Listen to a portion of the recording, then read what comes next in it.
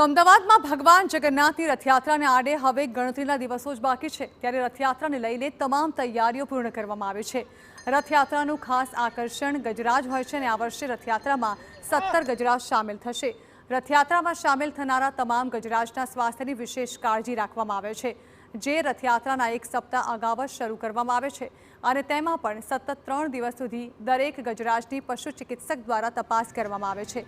પશુ ચિકિત્સક હાથીની શારીરિક સ્થિતિ અને માનસિક સ્થિતિનો પણ અભ્યાસ કરે છે। હાથીના શરીરનું ટેમ્પરેચર પણ ચેક કરવામાં આવે છે।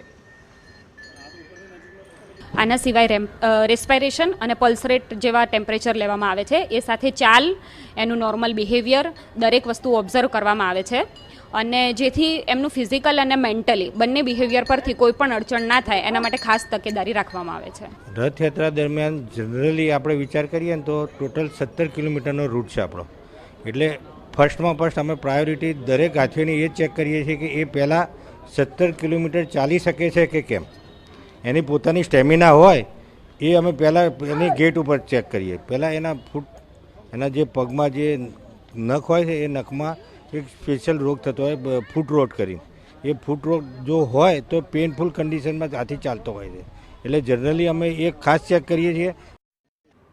તો ગજરાજનું હિન્દુ પરંપરામાં અનેરું મહત્વ છે। રથયાત્રાનો શુભારંભ પણ ગજરાજથી જ થાય છે અને આ વર્ષે અષાઢ સુદ એકમના દિવસે એટલે કે 26 જૂન સવારે મંદિર પરિસરમાં ગજરાજનું વિશેષ પૂજન થશે। તમામ ગજરાજને એકસાથે રાખીને તેમના પર પુષ્પ વર્ષા કરીને ગજરાજના વધામણા કરાશે। રથયાત્રામાં સામેલ ગજરાજને વિશેષ શણગાર પણ કરવામાં આવશે। ભગવાન જગન્નાથજીની 148મી રથયાત્રાને આ રથયાત્રાનું જે પ્રારંભ છે તે ગજરાજ દ્વારા જ કરવામાં આવે છે। આપણે જે દ્રશ્યોમાં જોઈ શકો છો, જે પ્રકારે ગજરાજને અત્યારે હાલમાં તૈયાર કરી દેવામાં આવ્યા છે। 17 જેટલા ગજરાજ આ વર્ષની રથયાત્રામાં જોડાશે અને સમગ્ર વિગત જે છે જગદીશદાસજી મહારાજ જે ગજરાજનું સમગ્ર આયોજન કરે છે તેમની પાસેથી જાણીશું। આ વર્ષે 17 હાથી છે, એમાં મેલ ફિમેલ કેટલા? આ વખતે 17 હાથીમાં 16 ફિમેલ છે અને 1 મેલ છે। આ જે ગજરાજ છે તેમાં સૌથી મોટી ઉંમરના ગજરાજ અને સૌથી નાની ઉંમરના ગજરાજ?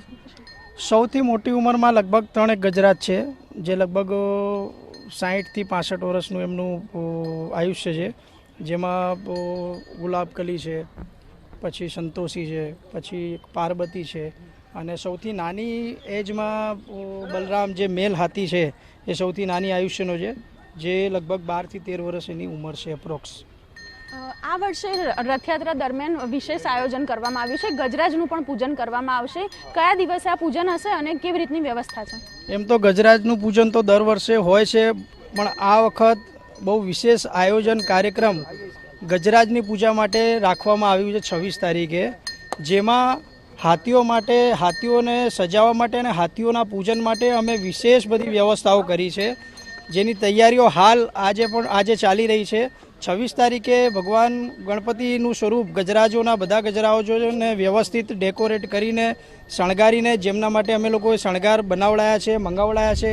ઘણા બધા શણગાર અમે કેરલાથી મંગાવડાયા છે, ઘણા બધા જયપુરથી, પછી ચાંદીના એના આગળ સૂંઢ ઉપર જે શ્રી મૂકીએ એ બધું અમે એના માટે કરાવડાયું છે। એ આ બધું વિશેષ આ વખતે એને ડેકોરેટ કરવા માટે અને શણગારવા માટેની બધી વ્યવસ્થાઓ છે અને 26 તારીખે બધા ગજરાજોને એક સાથે ઊભા રાખીને અને એક સ્પેશિયલ પોર્શનમાં એમને ઊભા રાખીને એક બાજુ બ્રાહ્મણ દેવતાઓ વિરાજમાન થશે અને બધા ગજરાજો ઉપર પુષ્પ વર્ષા થશે અને વિશેષ એમના માટે પૂજનનું આયોજન જે આપણે ઘણા બધા સ્ટેટોમાં, સાઉથના સ્ટેટોમાં જે પદ્ધતિથી ગજરાજોનું પૂજન કરવામાં આવે છે એ પદ્ધતિ દ્વારા પૂજન કરવામાં આવશે। જી બિલકુલ, જે પ્રકારે જગદીશદાસજી મહંતે જણાવ્યું કે આ વર્ષે વિશેષ ગજરાજનું પૂજન કરવામાં આવશે અને જે દક્ષિણ ભારતીય સંસ્કૃતિમાં ગજરાજનું એક અનેરું મહત્વ છે, તે જ પ્રકારે અમદાવાદમાં પણ આ પૂજન કરવામાં આવશે। કેમેરા પર્સન અરવિંદ સોલંકી સાથે ધ્વનિ મોદી, TV9 અમદાવાદ।